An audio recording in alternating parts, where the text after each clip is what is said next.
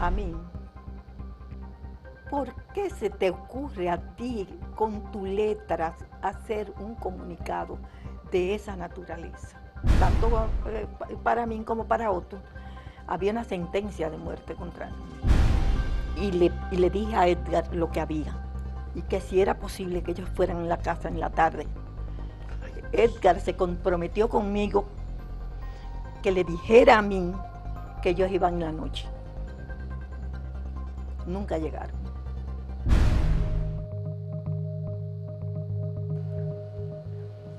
Los 12 años del doctor Joaquín Balaguer fueron 12 años muy dramáticos y difíciles, especialmente para la juventud y para la juventud crítica, opositora, que tenía deseos y ambiciones de una República Dominicana más actualizada, más moderna, más libre. Fueron muchos los jóvenes que se incorporaron del movimiento estudiantil al movimiento de izquierda en República Dominicana. Uno de los que siempre sale, incluso hay películas, ya se produjo una producción cinematográfica sobre la vida de Amin Abel. Es Amin Abel Hasbún, que estudió en el Colegio de La Salle, fue compañero de estudios de Pepín Corripio y de algunas otras personalidades emblemáticas. Posteriormente, el hijo de Mahoma, con apenas unos cuantos años adolescente, se incorporó al movimiento de izquierda en la Universidad Autónoma de Santo Domingo, fue fundador del Frente Estudiantil Flavio Suero. Hace 53 años, Amin Abel Hasbún fue asesinado. Fue el 24 de septiembre de 1970, era jueves, en horas de la mañana. Él había ido a la Romana a protegerse, enviado por el Movimiento Popular Dominicano, su partido, para sacarlo de la ciudad y darle mayor clandestinidad. Amin Abel se había casado el 24 de abril de 1965 con Mirna Santos, y desde entonces se convirtió, él era ya un militante de izquierda, y Mirna Santos ha pasado muchos años de su vida recordando la memoria de su compañero con sus dos hijos, Ernesto Van Troy y Amin Abel, que son sus dos hijos. Uno es científico, especialista en investigación, vive en Estados Unidos, el otro es arquitecto y trabaja aquí en Santo Domingo, trabajó en el Ayuntamiento del Distrito Nacional como director de Planeamiento Urbano y ahora trabaja en el Ministerio de Turismo. Le agradecemos a Mirna Santos que haya aceptado venir a conversar con nosotros sobre aquellos acontecimientos, y particularmente me interesa conocer dónde es que Mirna y Amin se conocen. Comenzando por ahí, Mirna. ¿Dónde se conocieron tú y Amin? Mira, yo vine a vivir en el año 1962, donde mi hermana, Quellita, ella se llama Luisa de Toyos, estaba casada con Hugo Toyos. Hugo Toyos, sí. Hugo era un dirigente del 14 de junio y estaba muy ligado a toda la militancia antitrujillista primero, y luego vino a trabajar directamente con el 14 de junio. Al yo vivir con ella, porque vine a hacer mis últimos años del bachillerato en el Colegio Santo Domingo. ¿Tú venías de dónde? ¿De Puerto Plata? De Puerto Plata. Puerto Plata. Yo soy oriunda de Puerto Plata. Oriunda de Puerto Plata. Correcto. Sí. Mis padres se quedaron en Puerto Plata, yo vine a vivir con mi hermana y me pasaron a que yo hiciera los 2 últimos años del bachillerato en el Colegio Santo Domingo.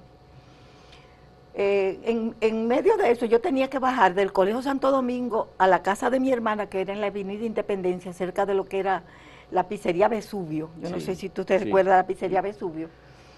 El edificio donde vivía mi hermana quedaba en la Avenida Independencia. Entonces yo cruzaba todas las tardes cuando salía del colegio, cruzaba por la universidad y me encontraba con los movimientos de los estudiantes. Sí. Como yo venía también de un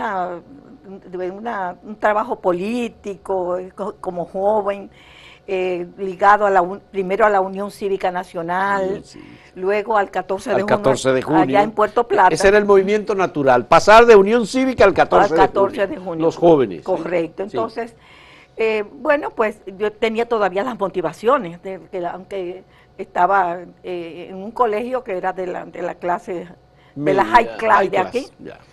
Entonces, me quedaba siempre en la Facultad de Ingeniería y Arquitectura, porque ahí era que se concentraba todo el movimiento de los grupos políticos, en este caso, Fragua. El Fragua, ya. Que todavía no había ni Felabel, no existía, eso no existía, el Fragua. Entonces, yo todavía con esas motivaciones políticas, me sentaba ahí a conversar, ahí conocí a mí. En la Facultad de Ingeniería y Arquitectura de la Universidad de Santo Domingo. Exactamente. ¿No era autónoma todavía? No, sí. Ya se había... Era autónoma, sí. Se había declarado autónoma, claro. Con el movimiento renovador. Amín estudiaba en esa facultad. Claro, Amín estaba haciendo sus últimos años. ¿De arquitectura? No, de ingeniería. De ingeniería. Sí. Entonces, además de que Hugo, al ser dirigente del 14 de junio, recibía en la casa muchachos jóvenes que iban a hacer estudios marxistas, porque Hugo era un hombre con una buena formación. Ya. En medio de eso, bueno, pues del fragor, de la lucha política, concomitantemente con eso, a mí se postulaba en el año 1962 a ser secretario general de la Federación. De la Federación, estaba en medio de la campaña electoral por la Secretaría General. Ahí nos hicimos novios. Ya. ¿Y era osado él en la conquista femenina? Ay, no, pobrecito.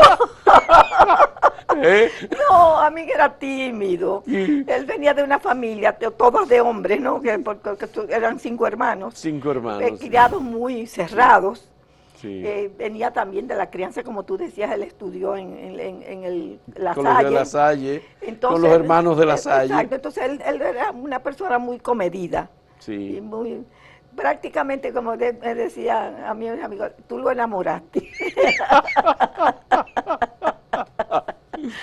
Ya, usted entonces, eso es desde el año 62, exactamente. Es decir, que ustedes duraron 3 años de amores, entonces. No, pues, exacto, se casaron el 24 de abril de 1965. Exactamente, tienes razón. ¿Qué pasó? ¿Dónde se casaron ustedes? ¿Dónde fue ese matrimonio? Mira, es muy chistoso, porque mi mamá era una mujer muy creyente, muy cristiana. Mi hermana... Estamos presentando la foto del día de la boda de Amín y Mirna. Eso fue en Puerto Plata. Eso en Puerto Plata. El 24 de abril en toque de queda. En toque de queda. Correcto. Resulta que entonces mi mamá me había pedido a mí que el día que yo decidiera casarme, tenía que casarme por la iglesia. Porque mi hermana se había venido a vivir a Santo Domingo, estudió en lo que era la Universidad de Santo Domingo. Se casó con Hugo, pero no hubo una ceremonia religiosa. A mi mamá siempre le quedó eso como una espinita. Tú no me puedes defraudar, yo necesito que el día que tú te vayas a casar sea por la iglesia. Cuando yo le digo a mí que ya decidimos que nos vamos a casar, en enero decidimos que nos vamos a casar en abril, y escogemos la fecha, 24 de abril. Mira la coincidencia de la vida, ¿no? Entonces le digo, bueno, a mí el único que yo te voy a pedir es que tiene que ser por la iglesia. Ay, eso fue una locura. Y todos los muchachos, cuando a mí le dice a los muchachos de Fragua, Licky Florentino en ese momento, él estaba en Matavares Justo, déjame ver, que me voy recordando así de todos los muchachos, le dice que él se va a casar conmigo, pero que va a ser por la iglesia y que él no quiere que le hagan un lío. Dice Licky, no, pero olvídate de eso. Para allá vamos todos. Estaba Teobaldo Rodríguez, también Piti Huelmón. No, pero para allá vamos, porque ese lío en la iglesia no te lo dejamos de hacer. Bueno, el 24 de abril estábamos todo normal, en Puerto Plata todo normal, todo era a través de Era un día normal. Normal. Sí. Al mediodía es que comienza a oírse que hay... Una rebelión. No, que había un golpe de Estado. Un golpe de Estado. No. Había un golpe Fue de al Estado. mediodía que Peña Gómez acudió a Radio Televisión, al Palacio Radio Televisor, que creo que se llamaba La Voz Dominicana, el Palacio Radio Televisión Dominicana. Correctamente. Sí. Pero todos se reunieron y dice el Iquino, no, vámonos todos, vamos a dejar a Amin porque él se tiene que casar, pero vámonos todos porque aunque es un golpe de Estado normal que no va a pasar de ahí, pero tenemos que estar allá, en Santo Domingo. Ellos se regresan.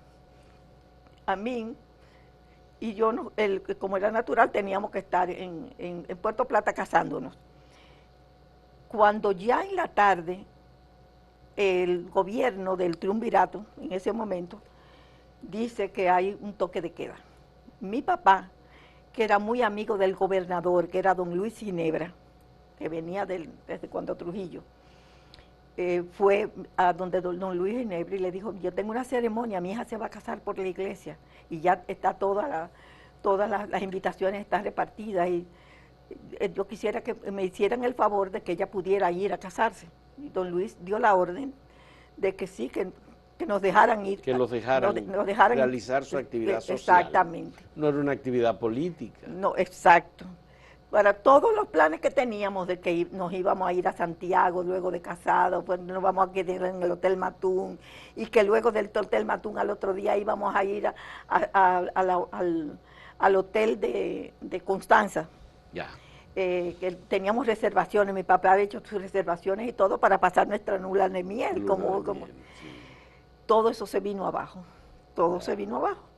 Nos tuvimos que quedar en Puerto Plata después que nos casamos, se hizo la ceremonia, se hizo la recepción como se estila, pero nos quedamos en Puerto Plata, que en ese tiempo no había hoteles.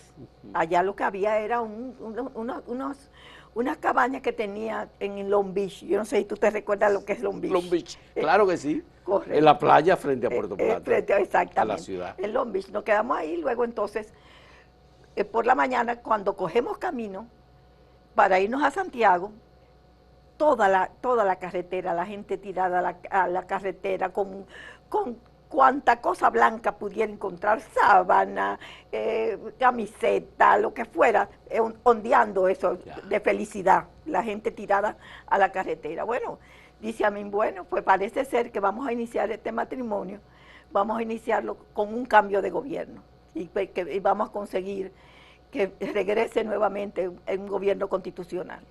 Bueno, llegamos a Santiago. Cuando llegamos a Santiago, encontramos la avalancha de la gente tirada a la calle. Bueno, alguien se da cuenta que y yo estamos en una acera viendo pasar la avalancha de gente, y alguien vio a mí y lo conoció. ¡Hey, a mí! Cogieron a mí y me lo llevaron de mi lado, y yo no lo volví a ver más hasta la tarde. No había teléfonos celulares ni nada de eso. Sí. Yo lo que hice fue que traté de continuar con la multitud. A mí lo pusieron a hablar en una casa. Y terminamos que nos pudimos reencontrar y nos fuimos al parque. ¿Cómo se llama el famoso parque que hay en Santiago? El parque de los... ahora no recuerdo el nombre. Hay un parque muy famoso en Santiago. En Santiago. Sí. Ahí nos pasamos nuestra primero almuerzo de la luna de miel. De la luna de miel, en un parque. Entonces, luego nos fuimos entonces a Constanza, en la tarde. Cuando llegamos a Constanza. Al Hotel Montaña. Al Hotel Montaña. Sí. Vemos una multitud saliendo del Hotel Montaña, pero una multitud saliendo del Hotel Montaña y llevándose de encuentro a todos los empleados y al gerente del hotel. Bueno, cuando ya todo pasa, que nosotros entramos a recepción, nos dice la persona que estaba ahí, no, aquí no hay nada. Aquí no hay empleado, aquí no hay nada para recibirlo a usted. Le dice a mí, bueno, pues por lo menos denos la habitación para poder dormir esta noche, porque ya eran como las 6:00 de la tarde. Dice, bueno, nosotros le damos la habitación pues sin atenciones de ninguna especie, no hay problema. nos dieron la habitación. En la noche, a mí andábamos con un radito transistor, que era lo que existía en ese momento, Sí. ¿no? A mí puso la emisora y oímos a Juan Bosch hablando. Hablar. Y ahí él dice a mí, bueno, parece que todo va a transcurrir normal, que no va a haber nada especial, que no va a haber nada Que no. especial. En la madrugada, tempranito en la madrugada, oímos, a mí pone la emisora, y oímos a Peña Gómez llamando a la gente A la calle. que estaban bombardeando el palacio, y bueno, dice a mí, recoge, nos tenemos que ir, hay una guerra. Bueno, pues recogemos todo. Yo andaba, mi mamá me había puesto una cantidad enorme de bizcocho. De bizcocho, yo andaba con bizcocho. Y en el camino, cuando bajábamos de Constanza, lo fuimos dando a todos los muchachitos que había en el camino, le fuimos repartiendo el bizcocho. El bizcocho. Sí. Cuando ya llegamos a la carretera para coger para Santo Domingo, nosotros veíamos el despliegue de gente viniendo en camioneta, en carro, con cantidad con cama, con y que nos hacían señas que nos regresáramos, nos hacían así, que nos regresáramos. Nosotros éramos los únicos que íbamos que iban en una dirección contraria. En la dirección contraria. Sí. Pasamos por todos los puestos de policía, de militares, y no había nadie, eso estaba vacío. Llegamos a Santo Domingo sin que nadie nos parara. Entonces de ahí a mí me dice, quédate aquí que yo voy a hacer con su papá y su mamá, y que yo voy a hacer contacto con los compañeros del 14. Yo no volví a ver a mí jamás 15 días después. 15 días después, wow. Bueno, Amin se convirtió en uno de los dirigentes importantes del movimiento revolucionario que asumió la defensa de la soberanía con la intervención militar de Estados Unidos. Lo asignaron en ese periodo en la zona norte, lo que llamaban la zona norte. Cuando ya la zona norte fue... Pero en ese momento Amin estaba en el 14 de junio, sí. ¿O en el Movimiento Popular Dominicano? No, en absoluto, 14 de junio. Claro, claro. ¿Y en qué momento Amin pasó al Movimiento Popular Dominicano? Esa es otra historia. Eso fue después del año 68. Cuando los transformistas y no transformistas. Los transformistas y no transformistas. Correcto. La discusión del 14 de junio sobre qué hacer con el partido. Exactamente. Había una sección foquista y había una sección que entendía que el 14 de junio debía transformarse en un partido político más tradicional. Correcto. Bien. Eso fue una discusión muy larga. Pero entonces Amin sí llega al MPD, ya con la táctica Hilda Gotró, o antes de que se adopte la Hilda Gotró, en el año 69. Sí, antes. Ya. Sí. ¿En qué momento se complica la seguridad de Amin Abel? ¿Después del secuestro de Crowley o antes del secuestro de Crowley? Después del secuestro de Crowley. Claro. ¿Tiene idea Mirna de cuáles fueron las acciones emprendidas por Amin relacionadas con ese secuestro? No, realmente yo no puedo. Amin era un hombre muy parco. Y así como él actuaba en su vida personal, así mismo él actuaba en su vida política. Él no conversaba nada que tuviera que ver con la seguridad de su trabajo político. Solamente recuerdo cuando el secuestro de Crowley, que salió un comunicado hecho a mano, que yo reconocí la letra de Amin. La letra de Amin. Porque la letra de Amin era muy particular. Muy particular, sí. Y cuando... Las autoridades también la detectaron. Claro, era lógico. Sí. Cuando luego ya se van los muchachos se van para México, sí. Y Amin regresa a casa. Pero ese comunicado no era sobre el secuestro de Crowley. No, era sobre el acuerdo. Ya. Era sobre el acuerdo que planteaban los secuestradores al gobierno. Yo me recuerdo que le dije a mí, ¿por qué se te ocurre a ti con tu letra hacer un comunicado de esa naturaleza? Tú no te das cuenta que tu letra es muy particular y con eso tú te estás sentenciando a muerte. Es que no, me dice, no había la manera de conseguir una máquina de escribir. No había una manera de poder conseguirla, que no fuera a hacerlo a mano. Y el que tenía la letra más legible era la mía. No había de otra. Yo asumo las consecuencias. Y digo, bueno, vamos a estar claros de algo, porque en eso sí yo tenía la visión de que lo que se había hecho iba a implicar un riesgo. Claro, era un riesgo y que venía una avalancha. Yo estaba clara de eso porque ya lo conocíamos con lo que había pasado en América Latina y lo que había pasado en Vietnam, con la muerte de Nguyen Van Troy, que por cierto el hijo nuestro se llama Van Troy por Nguyen Van Troy. Sí, con el libro aquel, Vivir como él. La vida de Nguyen Van Troy. La vida de Nguyen Van Troy. Entonces, a mí se tipificaba en dos cosas, en Ernesto Che Guevara y en Nguyen Van Troy. Eran como sus... Por eso su primer hijo se llama Ernesto Van Troy. Ernesto Van Troy. ¿Y en qué año nació Ernesto? En el 68. En el 68. Sí. Es decir, en el momento de la transición del 14 de junio al Movimiento Popular Dominicano. Con decirte que Ernesto nació enfermo, nació con un CIB. CIB es una comunicación interventricular en el corazón. Y eso le ocasionaba muchas neumonías. Y lógicamente yo estaba sola, porque a mí vivía... en la clandestinidad. Vivía moviéndose en diferentes lugares y había obligatoriamente que operar a Ernesto.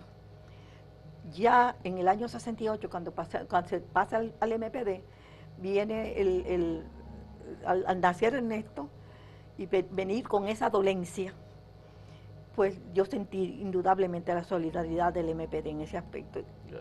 Pero te voy a decir... Una delicada operación para Ernesto. Exactamente. Que en ese tiempo la ciencia a nivel de operación cardiovascular estaba en pañales. Sí, sí. Era un riesgo extraordinario, era un niño. ¿Y la hicieron aquí la operación? No, se hizo después de muerto Amin, se hizo en Venezuela, que estaba en auge en Venezuela, en las unidades cardiovasculares. Ya. Mi hermano era médico, que había ido a vivir a Venezuela. Una unidad pediátrica cardiovascular. Y mi hermano, al vivir en Venezuela, él trabajaba en el hospital universitario donde se hacían esas operaciones. Me sacó de República Dominicana, ya muerto a mí, y a los 4 años Ernesto fue operado de una comunicación interventricular. Y le fue corregida su dolencia. Perfectamente. Hasta el sol de hoy él no ha tenido ningún problema. Vamos a hacer una primera pausa en este diálogo con Mirna Santo, esposa de Amin Abel Hasbún, quien fue ametrallado, fusilado, asesinado el 24 de septiembre de 1970. Volvemos en un momento.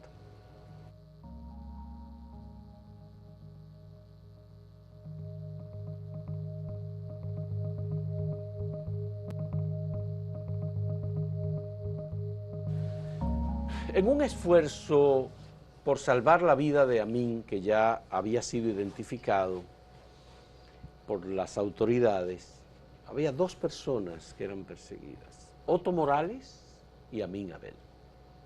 Fueron los 2 ejecutores, planificadores y ejecutores del secuestro del coronel Crowley en República Dominicana. Era un agregado de Estados Unidos en la Embajada de Estados Unidos en República Dominicana, y el gobierno dominicano aceptó poner en libertad, enviar al exilio a 20 presos políticos de diferentes partidos. Amin Abel fue identificado por el escrito que publicó, por las letras, y posteriormente el lugar en donde estaba refugiado el secuestrado Donald J. Crowley, igualmente fue ubicado precisamente por el tema de unos cuadernos que encontraron en donde estaba la caligrafía de Amin Abel. Entonces, Mirna, a mí me interesa, y yo sé que esto es también parte de un proceso muy difícil, el Movimiento Popular Dominicano envió a la Romana Amin Abel, con el propósito de enfriarlo un poco en esa búsqueda tenaz que tenía el DNI, la Policía Nacional, todos los mecanismos de inteligencia del gobierno dominicano, apoyado por la Embajada de Estados Unidos. Claro. Bien. ¿Qué pasó en La Romana? ¿Cómo se protegió Amin en La Romana? ¿Tú tenías algún contacto con él? ¿Cómo era? ¿Qué fue lo que ocurrió en esos meses entre junio, julio, agosto y septiembre? Mira, yo perdí la secuencia de Amin en el interior del país, en este caso en La Romana, porque a él le estaba vedado y había una orden de parte del partido de él no acercarse a mí, era natural. ¿Y tú estabas embarazada? Y yo estaba, exactamente. ¿Cuántos meses tú tenías de embarazo? Yo tenía 7 meses de embarazo. 7 meses de embarazo. Imagínate la situación emocional de una mujer embarazada en medio de un asedio policial y un asedio mediático también sobre Amin. El niño, mi hijo, Ernesto Ernesto, sí, que ya estaba nacido, que tenía su problema, sí. Tenía su problema muy grave, porque el caso era difícil. El doctor Guarocuya Batista del Villar fue quien me lo atendía. Ya. Y mi ginecólogo, que era el doctor Vinicio Calventi, que era un hombre también, un militante político, era un hombre con mucha visión, claro. Me daba mucha protección y me hacía sentir más en condiciones de salud más atendida, ¿no? Pero indudablemente que la parte emocional fue algo... ¿Tú sentías el cerco de la policía claro, a tu alrededor? Claro, era un asedio extraordinario y terrible, porque indudablemente, tanto como tú dices, tanto para mí como para Otto, había una sentencia de muerte contra él. Sí. En el caso de Otto Morales le captaron una llamada telefónica a la casa del arquitecto Sánchez Córdoba y él fue a buscar unos documentos en la José Contreras, esquina, creo que calle se llama Paseo de los Médicos, muy cerca ahí, y cuando él fue a la casa lo rodearon inmediatamente. Claro. Y lo fusilaron. Claro. Bien. En el caso de Amin, ¿cómo llega Amin de La Romana a Santo Domingo? A la casa donde tú vivías cerca de la 27 de febrero, al lado de una estación de combustible. Había una oficina de un banco en ese momento, frente a tu casa. El First Manhattan Bank. First National. First National Bank, que supuestamente dentro de esa estación bancaria había un grupo de vigilancia hacia el segundo nivel de la casa, que era donde tú vivías. Claro. Mira, nosotros nos comunicábamos por carta.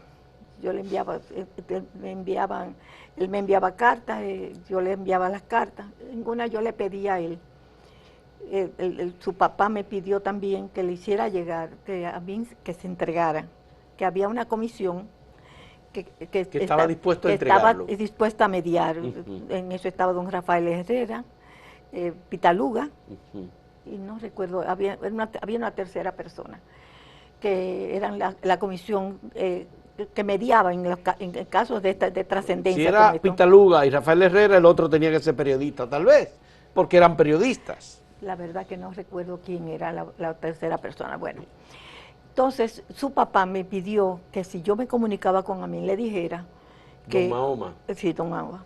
Que tratara de entregarse. No sin antes, porque yo voy a decirte algo. Había muchas diferencias entre los partidos de izquierda y muchas pugnas, pero habían personas muy buenas, de gran calidad humana. Yo nunca puedo olvidar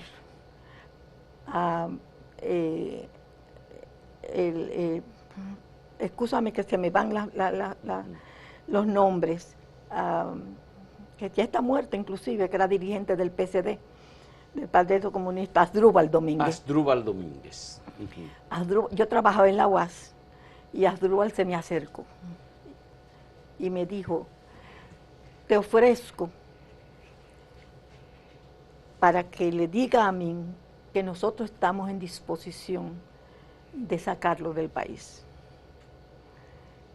Tenemos los medios para poder hacerlo. Dile que si lo acepta, podemos hacer un acuerdo. O sea que aparecen personas humanas. Claro, Asdrúbal tenía una calidad humana extraordinaria.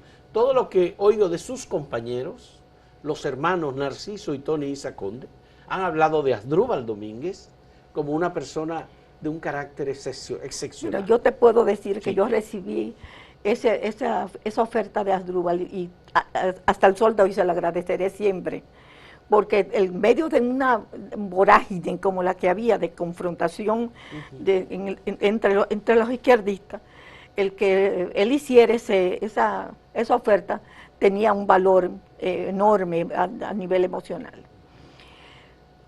Al yo estar embarazada y tener un niño en condiciones tan precarias como la que tenía Ernesto, yo estaba desesperada, como te podrás imaginar,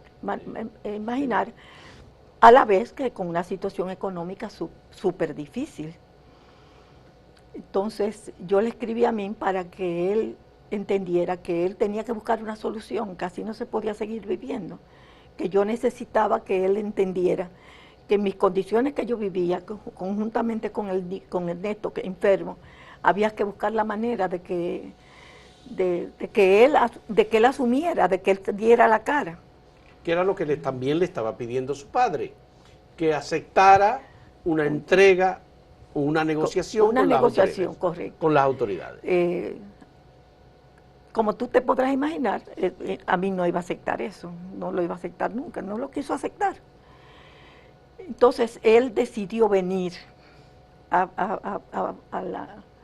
aquí a la capital, desoyendo los lineamientos que le había trazado su partido, de que él no podía dejarse ver, de que él no podía salir de las romanas. Bueno, ya está de más volver a repetir lo que hemos dicho. Pero él se desesperó también, pienso que se desesperó. Además, él me escribió una vez donde me decía que luego de la muerte de Otto, como había sido algo tan brutal lo que había sucedido, había bajado la tensión y la persecución, y es verdad, se había sentido, después de la muerte de Otto, se había sentido que había aligerado la persecución contra mí. Amin tenía un criterio también preestablecido en su cabeza, que como él había sido dirigente estudiantil y había tenido una connotación nacional, eso lo protegía. Eso lo protegía. Entonces, el craso error, porque una cosa es tú haber sido y otra cosa es lo que ha sucedido, ¿no? Pero definitivamente él tenía ese concepto. Él me escribió diciendo que él iba a venir a la ciudad a conversar conmigo personalmente, porque yo inclusive hasta le planteé, bueno, pues en una situación así es mejor que nos dejemos, que nos separen. ¿Le planteaste el divorcio? El divorcio. Wow, ese fue probablemente un tema muy duro para él. Podría ser. Sí, sí. ¿Y en qué momento llega Amin a tu casa? ¿Unas horas antes? ¿El día antes? Amin tenía 3 días en mi casa. Ah, tenía 3 días en tu casa. Hacía 3 días que había llegado. Amin llegó. Pero no salía nunca. El 24 de septiembre. Sí. Cayó jueves, como tú dices. Y él llegó el lunes. Él había llegado el lunes a tu casa. Pero él nunca salió ni hizo contacto con nadie. Con una persona amiga, me trasladé a la tienda de su mamá, que fue donde cuando vino de las Romanas se quedó. En la avenida Mella. No, en la Duarte. En la Duarte. Sí, en la Duarte, después de la tienda estaba después de la avenida esta. Después de la Mercedes, por ahí. ¿Cómo está la avenida donde está el puente? Ah, en la La Teniente Amado. La Teniente Amado. La Ok, Teniente bien. Amado. Después de la Teniente Amado estaba Sí. la tienda con Duarte. Entonces él me esperó ahí. Yo fui con una persona muy que se prestó y lo pasamos a buscar. Y de ahí entonces nos fuimos a la casa. Él tenía 3 días, por eso yo digo que muchas veces uno piensa, a mí estaba en el lugar equivocado a la hora equivocada. Pero detrás de eso puede haber otras cosas que tal vez no se dicen o que nunca se han investigado. Nunca se han investigado. Particularmente yo he tenido una aprehensión. Un pálpito de Tal que vez podría ser injusto, pero la única persona que sabía dónde estaba Amin, se lo dije yo, porque Amin me pidió que le avisara a Moisés Blanco Genao a través del gringo, de Edison Pichardo, que él estaba aquí, que él estaba en mi casa y que él quería hablar con ellos. Ese día, yo fui, el día antes, o sea, 23 de septiembre, yo me encontré con Edgar en una actividad que había en la Facultad de Ingeniería, precisamente porque estaba en elecciones. Y le dije a Edgar lo que había, y que si era posible que ellos fueran en la casa en la tarde. Edgar se comprometió conmigo que le dijera a mí que ellos iban en la noche. Nunca llegaron. Nunca llegaron. Al día siguiente, Nosotros, yo le llevo el mensaje a mí en la tarde cuando ya yo regreso de trabajar, y tú recuerdas que en ese tiempo había unos apagones enormes que duraban horas largas. La época de las chichiguas de Saulo. Y en esa famosa chichigua. Y en ese sector donde yo vivía era un sector muy golpeado por los apagones, por el sector de la parte alta de la ciudad. Sí. Al yo decirle esto, nosotros, a mí que estaba oyendo el juego de pelota, estaba la pelota de invierno. De invierno, sí. En el radito transistor que nosotros teníamos, él estaba oyendo el juego. Y nos sentamos en la sala a esperar que ellos llegaran. A oscura, porque no había luz. O electricidad, mejor dicho. Entonces, me recuerdo que oímos el radio comercial, aquel pitillo que hacía avisando. Así, una noticia. Una noticia de importancia. De importancia, sí. Que decía que habían asesinado a un joven en la calle lateral a la nuestra, y que yacía el cadáver del joven ahí. Yo recuerdo que yo le dije a Amin, ay Amin, pero eso es aquí al doblar de la casa nuestra. Y ¿no te mortifica eso?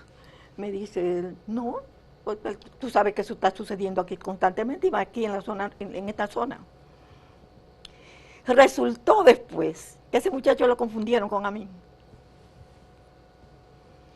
Cuando tuve la fotografía del muchacho, del joven, tenía los mismos lentes de Amin, tenía la formación de la cabeza igual a la de Amin. Fue un aviso, realmente un aviso. ¿Y no tomaron ninguna medida porque aumentar la seguridad, porque cambiar de lugar? Él lo cogió a chiste, realmente lo cogió, digo a chiste, no burlándose ni nada de eso, sino diciendo, no hombre, no, tú eres que estás nerviosa. Tú no ves que por aquí eso sucede constantemente. Ya. Eso fue el 23 de septiembre. El 23 en la noche. Pero el 24, en horas de la mañana, muy temprano, ustedes fueron despertados por una patrulla. El timbre nosotros vivíamos en la segunda planta. Ustedes vivían en y en la primera planta había un timbre. Y yo oigo ese timbre constante que no para, no cesa de tocarse, y yo soy la que me levanto. Y voy y abro la puerta del balcón y me asomo. Cuando me asomo veo la patrulla policial veo al ayudante fiscal, Tucídides Martínez, Tucídides Martínez, hermano de Orlando Martínez. correcto. Está el raso López Acosta. Habían... ¿Quién más? ¿Quién comandaba? Se llamaba el Capitán Estrella. El Capitán Estrella. Ya. Recuerdo que habían, aparte de Hermógenes, que estaba vestido de civil, habían dos más. Eso se diluyeron en el tiempo, porque nunca nadie supo conseguir los nombres de esas dos. Dos personas vestidas de civiles. De civil. No eran fiscales, no eran No. del Ministerio Público, No, ¿verdad? no. Porque el del Ministerio Público era Tucídides. Tucídides, correcto. Ya. ¿Y Hermógenes era? Estaba vestido de civil. Estaba vestido de civil. Claro, claro. Bien. Yo, bueno... Tú fuiste que tuviste la discusión con ellos, Claro. porque tú abriste la Claro. puerta. Cuando yo hablé la puerta que ellos me preguntaron, que ellos estaban buscando a mí, Abel, yo le dije, no me quedaba más que decirle, sí, él está aquí, suban conmigo. Pero le dije al ayudante fiscal, a Tucídides, usted es responsable de la vida de mi esposo. En sus manos está la responsabilidad de que se le preserve la vida, ¿eh? Y subimos, y a mí ya se estaba cambiando, y nos estaba esperando. Porque yo cuando me asomé al balcón y vi que estábamos rodeados, yo fui a la habitación y le dije, a mí, estamos rodeados, te vinieron a buscar. Entonces inmediatamente a mí se puso su ropa y cogió y vistió al niño, el niño estaba también con nosotros ahí.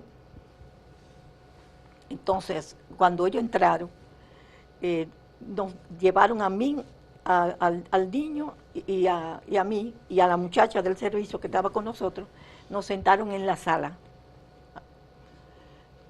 Yo recuerdo una anécdota que todavía a mí me conmueve mucho, que Ernesto era un niño de 2 años. 2 años. Sí. Y Ernesto asistía a la escuela nueva. Escuela Nueva, sí. Y ya había aprendido muchas canciones de niño, ¿no? Entonces a mí le dice, yo estoy llorando, y a mí le dice al niño, Que cante. para que tu mamá vea que tú eres más guapo que ella, cántale la canción Que a ti te gusta. que Que tú aprendiste. tú aprendiste en la escuela, La cucaracha. la cucaracha. Y Ernesto comenzó a cantar la cucaracha. Ya. Ellos estaban negociando en la parte de atrás, donde estaba la cocina, Hermógenes, Tucídides, el coronel Estrella, el capitán Estrella. Capitán Estrella, sí. Lo veíamos conversando en la parte de atrás. Uno de los que estaba de civil, en un momento vino donde a mí con una pistola. Y le dijo a mí, Abel, le decían Abel, Abel, tú querías también enfrentarte a nosotros. Y a mí le dijo, no, tú sabes que yo no tengo, eso lo pusieron ustedes, pues yo no tengo armas. Porque aquí en mi casa, donde yo estoy con mi esposa y con un niño, yo no voy a tener armas. Bueno, continuaron ellos dialogando y en un momento vienen y nos dicen a mí y a mí, Abel, ya está bueno, ya nos vamos. Yo le digo, sí, nos vamos todos. ¿A qué hora de la mañana? Eso tiene que haber sido después de como eso de las 6:30. 6:30 de la mañana. Más o menos. Ya comenzaba a aclarar el Sí, día, ¿no? Sí, claro, ya, claro, bien. claro. Y entonces nos paramos. A mí, ¿Cómo se vistió a mí? ¿Él tenía una camisa blanca? No, él tenía una camisa crema. Una camisa crema. Crema, sí, con sus pantalones negros. Sí. Y tenía en el brazo tenía a Ernesto. A Ernesto en el brazo. Lo tenía en los Ernesto Van Troy. Lo tenía en los brazos. Bien. Y él coge y me abraza. Y nos ponemos como los tres abrazados. Y a mí le dice, ella va conmigo. Y el niño también. Tú sabes, Abel, que eso no es posible, dice Tucídides. Tú sabes, Abel, que eso no es posible. Pues entonces, ¿nos lleva a los tres o no nos vamos ninguno? le dice a mí, le digo, ustedes no se lo van a llevar si no es conmigo, porque yo no voy a permitir que él pase nada en el camino. Ya. Le digo yo. ¿En la casa ustedes no tenían teléfono? No, en ese tiempo no, porque yo estaba recién mudada. Y yo no sé si tú recuerdas que para tú conseguir un teléfono en una casa nueva, eso dilataba muchísimo. Ya, bien. Era- Es decir, que ustedes no tenían Yo tenía con un teléfono. quién comunicarse en No, ese momento. nada, en nada. absoluto. Bien. Tú Entonces, sí- la discusión tú- entre Hermógenes, tú sí- Tucídides, Estrella, Pero ya, era de cómo iban a proceder. pero ya Hermógenes se había ido. Porque Hermógenes, Tucídides se había ido. Porque cuando vino de la conversación que ellos tenían atrás, viene Tucídides y le dice a mí, yo voy a hacer una llamada ahí a la bomba. Y le dice a mí, usted no nos puede dejar solo, usted es nuestra garantía, no se vaya, no nos deje solos con estos trogloditas, así mismo le dijo a mí. Le dice, Tucídides estaba así nervioso, temblaba. Y él, yo vengo ahora. Y bajó porque no había teléfono cerca, yo no tenía, había solicitado traslado, pero en ese tiempo se dilataba muchísimo los traslados, no era como es ahora, ¿no? Bueno, al final nos dejaron con estos mastodontes Ya. y comenzó el forcejeo. Hermógenes, Estrella, el capitán, yo te mencioné el raso López Acosta, Sí. que es una persona que es importante en este proceso, porque cuando ustedes son obligados a salir, ellos salen detrás de ustedes o los llevan, ¿cómo es? Dentro de la casa, en la habitación que estábamos en la sala, Sí. a mí él se para con el niño agarrado y yo agarrado de Amin, abrazada de Amin. Entonces, uno del servicio secreto, que vestido de civil, me agarra a mí por atrás. Por la espalda. Y me ala y me tumba para atrás. Y coge y le quita el niño a mí y me lo tira encima a mí. O sea, que fue una cosa como de segundos, pero en eso cogen a mí dos de los que había, Hermógenes y otro que quedaba, y arrastran a mí hasta la puerta, a la escalera. Y ahí ellos, la puerta en la parte de atrás tenía un portacandado. Sí. Ellos le pusieron como un palito. Ya. Que por más que yo Para impedir que yo la abriera. Ya. Entonces cerraron la puerta. Cerraron la puerta y Amin ya estaba en la escalera. Ya estaba en la escalera. Y allí inmediatamente cerró la puerta, comenzó el tiroteo. ¿Tú escuchaste un disparo o varios disparos? Varios disparos. Varios disparos. Varios disparos. Es decir, que el asesinato de Amin se produjo no por un disparo en la nuca, como se ha dicho. ¿O sí le dieron un disparo en la nuca? Sí, claro. Un disparo en la nuca. Bien, que esto es indudable. Bien. Pero le dieron otros disparos. El cuerpo presentaba otros disparos. Él tenía como chasquido, como balas que le pasaron por la cabeza, así. Parece que en el movimiento. Entonces él cayó. Al caer vinieron y le dieron el tiro de gracia. Ah, le dieron un tiro de gracia a mí. En el pasamano, en el descanso de la escalera. Es decir, que tú no pudiste ver quién de ellos fue que ejecutó esa acción. Pero sí vi a Hermógenes. Cuando cuando yo oigo el tiroteo, salgo con el niño, salgo al balcón y comienzo a gritar. A gritarle a la gente, por favor, ayúdenme. Y comienzo a gritar y la gente comienza a golparse, pero ya la policía no lo dejaba pasar.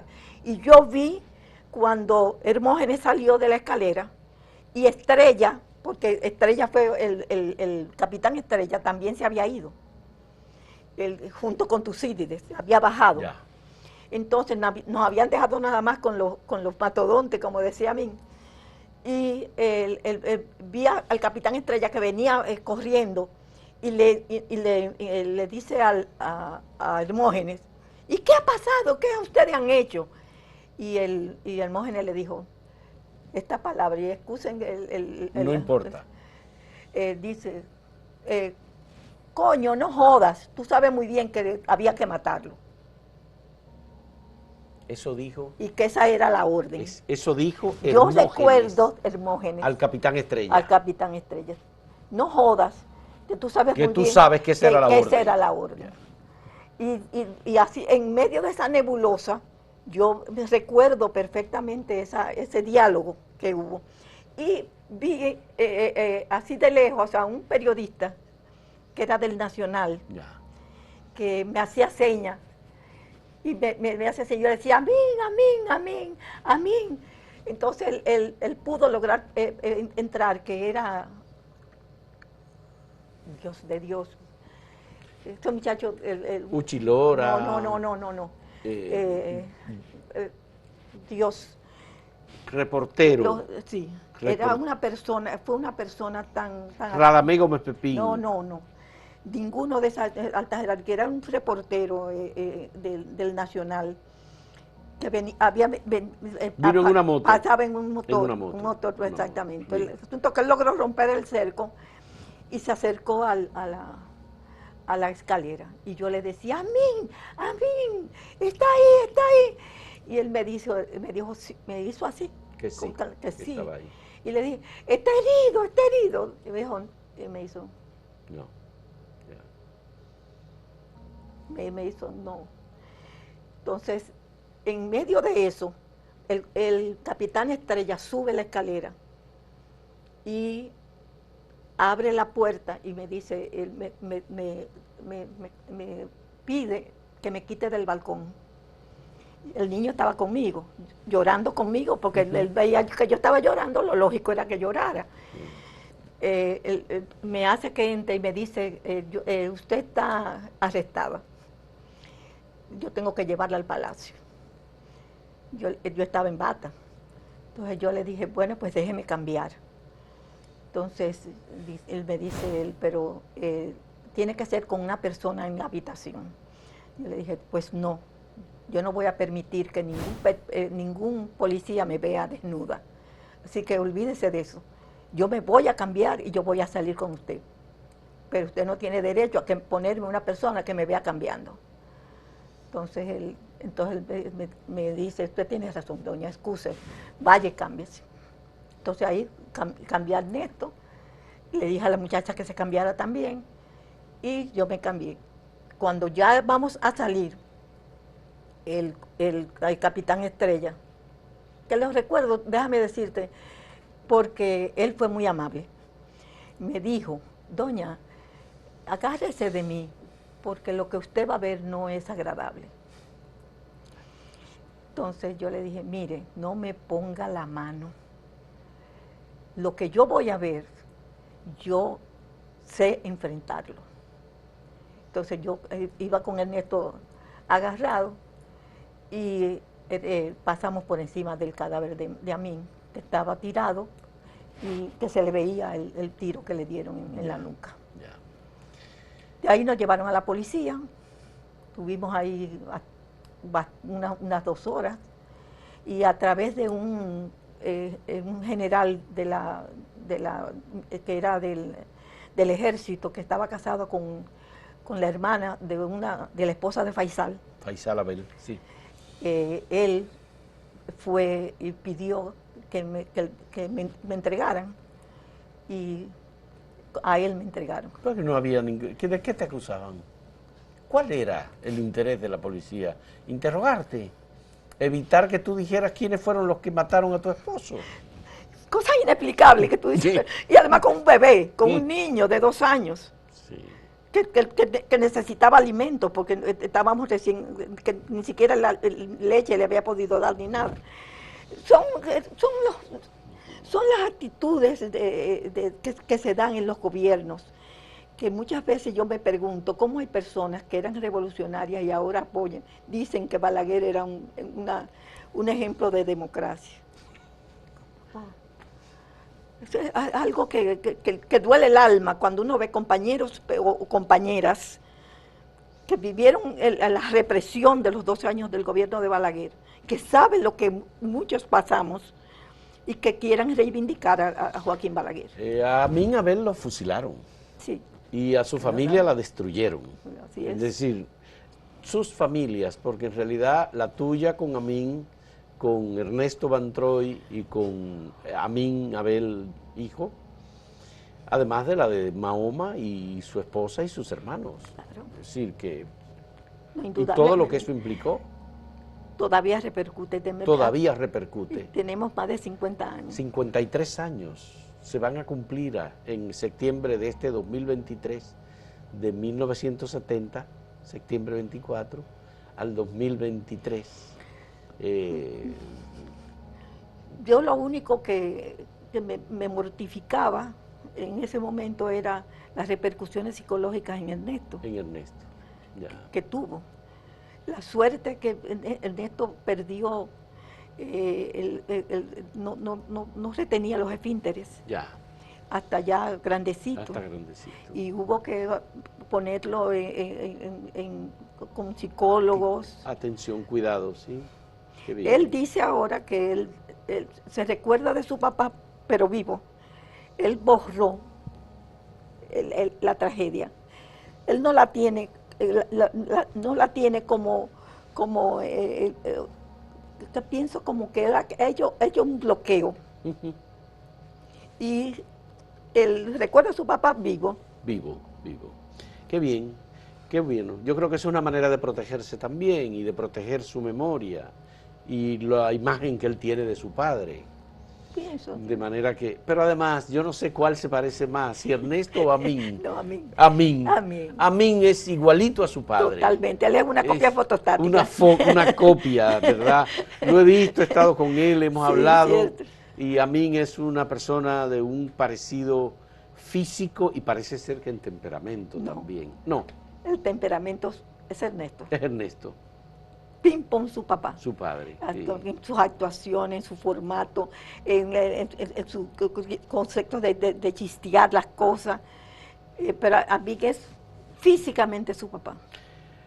Bueno, Amin escribió un libro, se nos ha acabado el tiempo. Amin escribió un libro, América Latina busca su camino. Escribió una recopilación de artículos conjunto con Fafa Taveras, que lo escribió estando en la cárcel. Es decir, hay una serie de cosas. Hay una película sobre Amin Abel también para todas aquellas personas que quieran recordar esa parte de la historia y recordar la personalidad y el carácter, la voluntad, el ímpetu, la capacidad, la vocación de Amin Abel Hasmoun. Mirna, muchas gracias por esta interesantísima y valiosa, muy valiosa conversación, testimonio.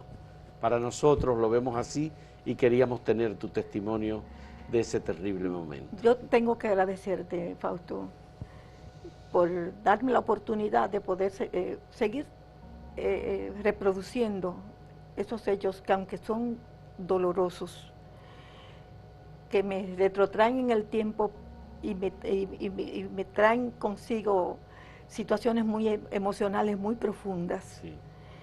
Ya te decía que anoche no pude dormir casi pensando en esta entrevista, porque cuando yo tengo que recordar todo lo que pasó, eso me lleva a una situación emocional muy fuerte. Sí. Tengo que agradecerte, sí, porque yo soy de las que pienso, como muchas personas aquí en República Dominicana que están están logrando rescatar la historia, que hay que decir las cosas para que no se olvide. Exactamente. Y para Eso que la es. juventud actual sepa lo que ha significado en sacrificio, en sangre, para poder sostener la democracia que ahora ellos disfrutan. Así es. Y yo por eso siempre estaré abierta a cualquier diálogo, cualquier conversatorio que tenga que ver con la vida de Amin. Qué bueno, muchas gracias, Mirna. Mi cariño, mi respeto, mi admiración. 8 años de matrimonio con Amin, conociste a una persona de un valor y de una calidad humana impresionante. Aparte de que la propia familia de Amin, don Mahoma, Faisal, todas son gentes de un No, valor definitivamente yo me siento definitivamente dichosa de haber tenido un extraordinario, compañero como Amin. como Amin. Y cada día Sí. que pasa lo admiro más, su capacidad como profesional, su entrega, que nos dice mucho de que sí, de que en este país produce gente que tiene capacidad de dar y de poder suministrar todo lo que tienen para poder lograr una patria mejor. Qué bueno, muchas gracias. Ya han escuchado a Mirna Santos. Le agradezco muchísimo el hecho de que haya podido venir desde Puerto Plata a conversar con nosotros sobre estos temas y le agradezco igualmente a ustedes por su compañía en el diálogo. Han visto algunas fotografías impresionantes y otras cariñosas, otras fotografías emotivas sobre la vida de Amin y de Mirna en su maravillosa familia. Gracias.